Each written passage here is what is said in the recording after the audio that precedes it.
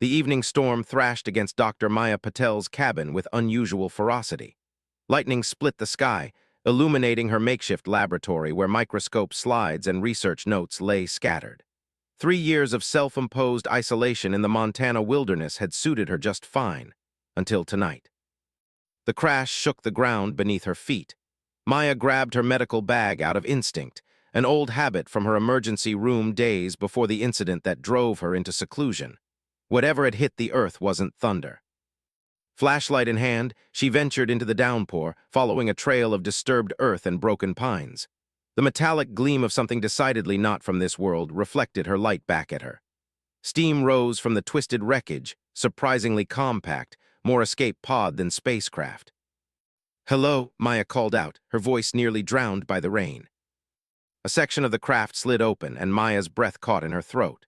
A humanoid figure emerged, slender and tall, at least 7 feet, with skin the color of jade leaves.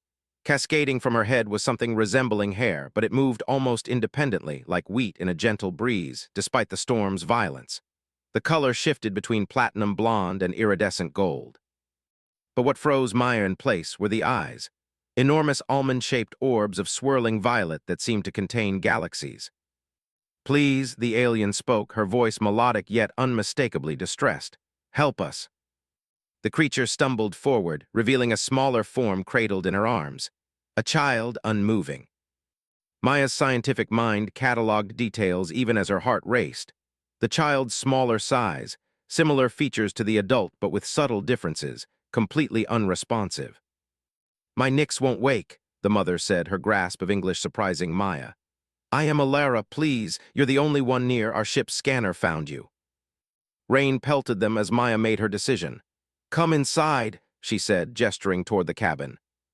Inside, Alara laid the child on Maya's couch. Under proper light, Maya saw the subtle rise and fall of the child's chest, alive but barely. "I'm a doctor, a healer," Maya explained, "but I've never treated anyone like you before." "Our biology is different," Alara acknowledged, her voice breaking. "But perhaps similar enough. We're carbon-based like you." Maya's fingers trembled as she checked for vital signs. The child's skin was cool to the touch, with a texture like velvet over firm muscle. No discernible pulse point matched human anatomy, but there was a subtle vibration beneath the sternum. "What happened?" Maya asked, reaching for her stethoscope. "We escaped," Alara said, her eyes darting to the window. "They would separate us. It is forbidden for my kind to bear children with," she trailed off. "The journey was hard, Nix was strong, but after landing." Maya noticed patterns forming on Alara's skin, bioluminescent traceries that pulsed with her distress. The child showed similar patterns, but fainter, almost fatting. "I need to know more about your physiology," Maya said, professionalism taking over despite her shock. "Temperature regulation, respiratory system, circulatory." "I will tell you everything," Alara promised, taking Maya's hand. The alien's touch sent an electric tingle up Maya's arm. "But please hurry, without Nix I cannot survive long either." Maya nodded, suddenly aware she was no longer alone in her self-imposed exile, and that the universe had just become infinitely more complex than she had ever imagined. "I'll do everything I can," she promised, already wondering if it would be enough. The storm had subsided by midnight, but Maya's work had just begun. Her medical equipment, designed for human patients, seemed woefully inadequate as she examined Nix's still form. "Your child's core temperature is dropping," Maya observed, frowning at the thermal readings. Where a human might register 98.6 degrees F, Nix measured a concerning 82 degrees F. "Is this normal for your species?" Alara shook her head, her luminescent patterns pulsing with anxiety. "No, we typically maintain higher temperatures than humans. Nix should be closer to what you would call 105 degrees F."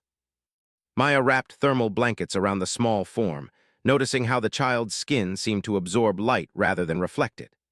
Under her microscope, a sample of Nix's skin cells revealed structures unlike anything in terrestrial biology.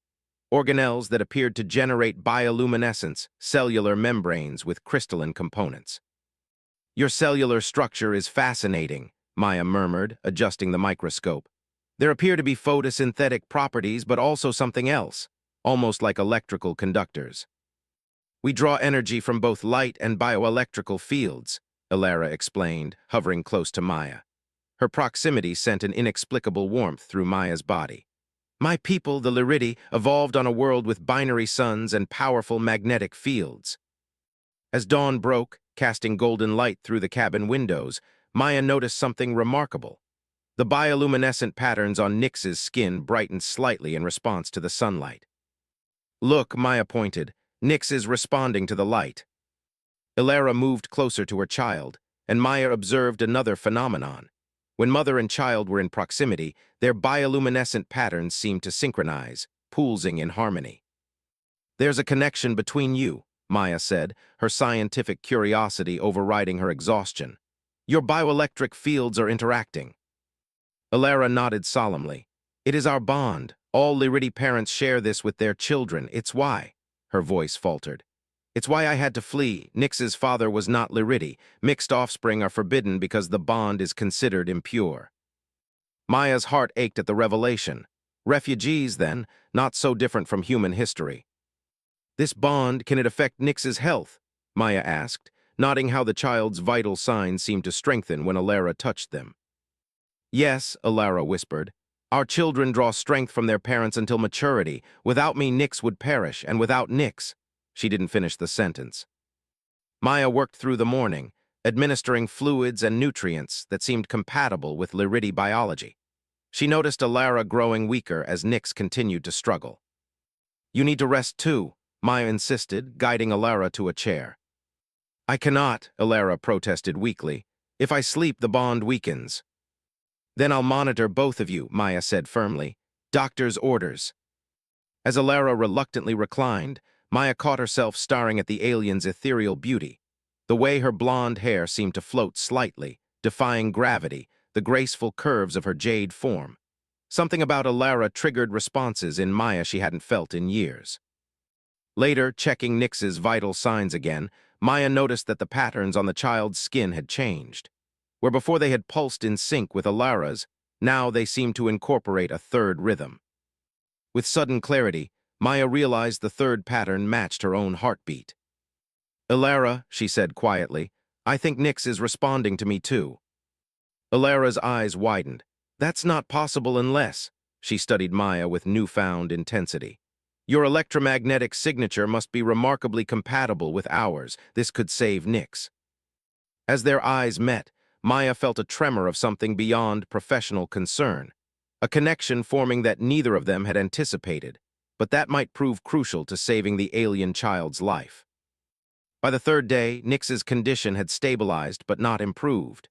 Maya's cabin, once a sanctuary of solitude, now hummed with the gentle bioelectrical fields of her alien guests. She converted her living room into a medical ward, equipment salvaged from her past life as an emergency physician repurposed for extraterrestrial care. There's something you're not telling me, Maya said, watching Elara gently stroke Nyx's forehead. The mother's once vibrant skin had dulled, her own life force seemingly draining as she poured energy into her child. Elara's eyes, those incredible violet orbs, met Maya's with reluctance. The bond between Lyridi parent and child is more complex than I've explained. It's not merely biological, it's psychic, emotional. Maya sat beside her, and because you're distressed, my emotional state directly affects Nyx's physical condition, Elara confirmed. My fear, my grief, my anxiety, they're poisoning my child. The revelation struck Maya like physical blow. So treating Nyx's symptoms won't help if we don't address the source, you. Elara nodded, a single luminescent tear trailing down her cheek. When Nyx's father was executed for breaking our breeding laws, the trauma nearly killed us both. I managed to stabilize our bond enough to escape, but the crash landing. Reopen those emotional wounds, Maya finished, understanding dawning. We need to treat you first. Moving on instinct, Maya reached for Elara's hand. The moment their skin connected, a jolt of sensation, not quite electrical, not quite physical, passed between them. Maya gasped, watching as her own skin momentarily adopted a faint luminescence at the point of contact. What was that? She whispered. Elara looked equally surprised. Your bioelectric field is remarkably compatible with ours. Among my people, such compatibility is extremely rare, even between Lyridi. Maya felt a flush rise to her cheeks, suddenly aware of how close they were sitting. Is that significant? It could be, Alara said softly. Such compatibility suggests potential for deeper connection, one that could help stabilize my emotional state and by extension help Nyx. As daylight faded into evening, Maya found herself increasingly drawn to Alara. The alien's presence filled spaces within her that had been empty since Maya had retreated from human society after losing a patient. A child, 3 years ago. The guilt that had driven her to isolation seemed less crushing in Alara's company. That night, checking Nyx's vital signs one last time before sleep, Maya noticed the child's bioluminescent patterns strengthened whenever she and Alara were both nearby.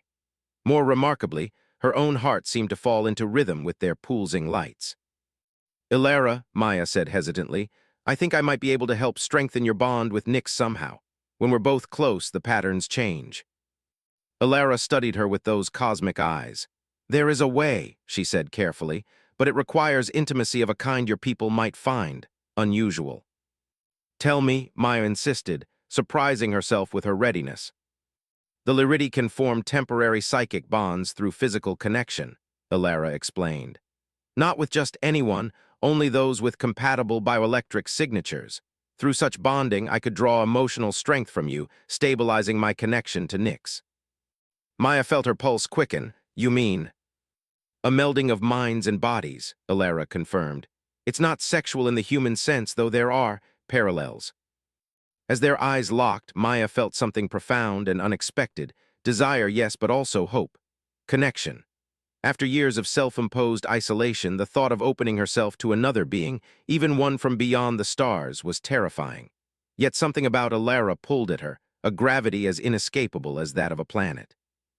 If it will save Nyx, Maya said, her voice steadier than she felt, I'm willing to try. Twilight bathed the cabin in violet hues as Maya prepared for the bonding ritual.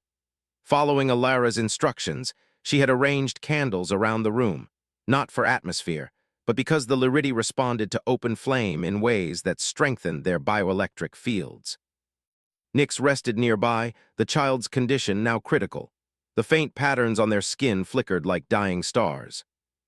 Are you certain? Alara asked, her voice barely above a whisper. Her blonde hair undulated gently, responding to invisible currents of energy. Once begun, the bond cannot be easily broken. You will carry a piece of me within you, as I will carry a piece of you. Maya nodded, her throat dry with anticipation. I've been alone too long, she admitted. Perhaps this is why, perhaps I was waiting for someone like you. They sat cross-legged, facing each other on the soft rug before the fireplace. Alara removed the shimmering garment that covered her upper body, revealing skin that seemed to hold depths beneath its jade surface, like looking into clear tropical waters. Maya gestured to her own clothing. Yes, Alara confirmed. Skin contact amplifies the connection. Maya slipped her shirt over her head, feeling strangely unembarrassed in her vulnerability. Alara's gaze held no judgment, only wonder. Your form is beautiful, the alien said softly. So different yet harmonious. As is yours, Maya replied honestly. Alara extended her hands, palms up. Place your hands on mine, then follow my lead. Open your mind to me and I to you. When their palms met, the sensation was immediate, a tingling warmth that traveled up Maya's arms and spread throughout her body. Alara's bioluminescent patterns brightened dramatically, and to Maya's astonishment, similar patterns began to manifest on her own skin, fainter but unmistakable.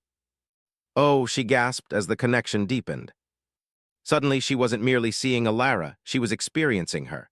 Memories not her own flowed through her consciousness.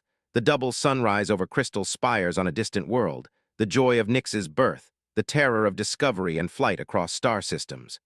Emotions too complex for human language washed through her, and beneath it all, an aching loneliness that mirrored Maya's own. In return, she felt Alara experiencing her memories. Medical school, the fateful night she lost her young patient, her retreat from society. Her joys, her griefs, her hopes. Their foreheads touched, then their lips, not in a human kiss but in a circuit completed. The sensation transcended physical pleasure, becoming something Maya had no reference for, a merging of consciousness, a sharing of essence. Light seemed to pour from their joined bodies, filling the room with rippling colors. Maya felt herself losing track of where she ended and Alara began, yet paradoxically, she had never felt more herself.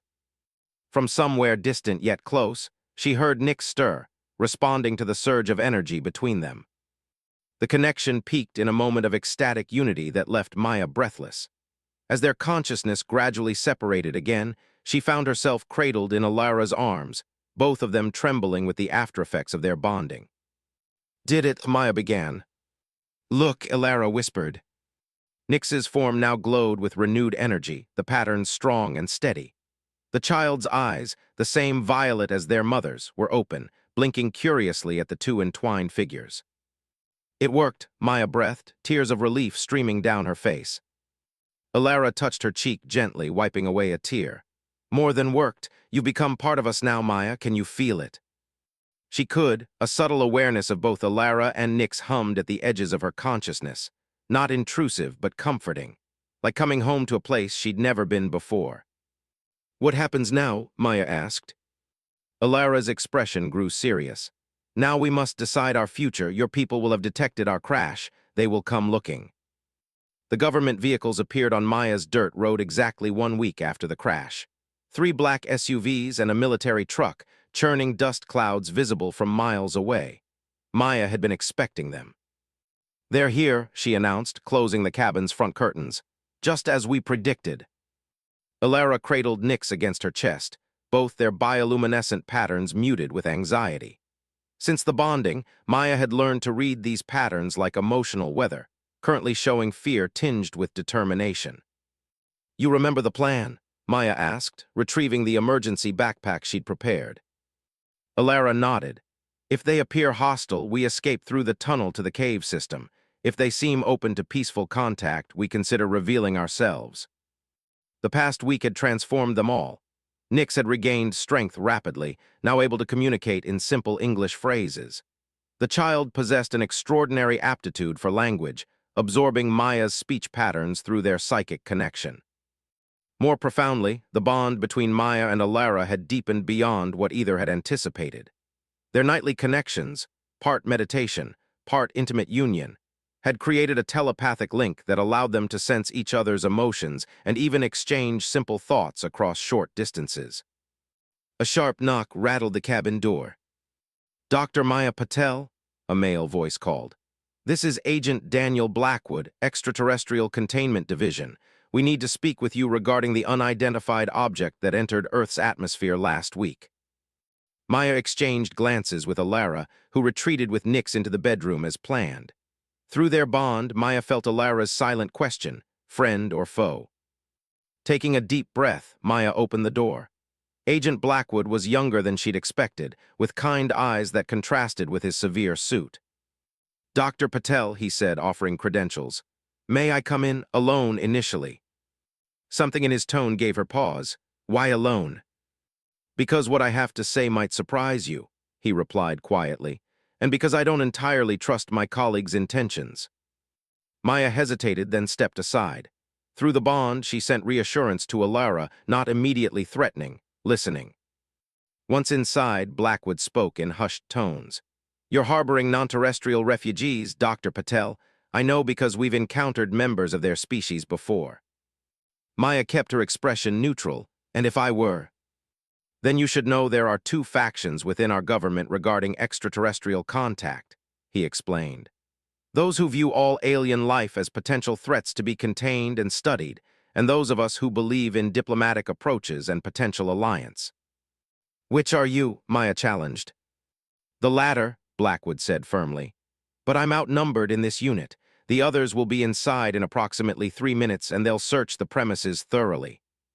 Maya felt Alara's presence at the edge of her consciousness, sharing what she was hearing. A silent agreement passed between them. "Agent Blackwood," Maya said carefully, "if these refugees existed, would you help protect them?" "Yes," he answered without hesitation. "There's a sanctuary facility in Colorado, independent from government oversight, run by scientists and diplomats who believe Earth's future lies in peaceful cooperation with other intelligent species." From the bedroom doorway, Alara emerged, still holding Nix. Their appearance startled Blackwood visibly, but to his credit, he quickly composed himself. "I am Alara," she introduced herself formally. "This is my child Nyx, and this," she gestured to Maya, "is our bondmate." "Remarkable," Blackwood breathed, then shook himself back to urgency. "We have very little time. Are you willing to trust me?" Maya felt the weight of decision press upon her. Her life before had been defined by isolation, by running from connection after failing to save one life. Now she had saved 2 lives and found a family in the process. Through their bond, Alara shared her thoughts. "We trust what you trust, Maya. We are one now." "Yes," Maya decided. "We'll go with you." The next hour passed in controlled chaos. Blackwood smuggled them into his vehicle while distracting his team with false evidence of the aliens heading north. By nightfall, they were speeding south toward Colorado, toward a community of humans and non-humans working together in secret.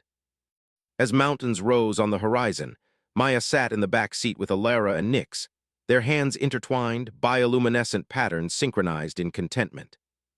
"I never imagined my life would take this turn," Maya mused, watching Nyx sleep peacefully against Alara's shoulder. "Nor did I," Alara replied, her free hand caressing Maya's cheek.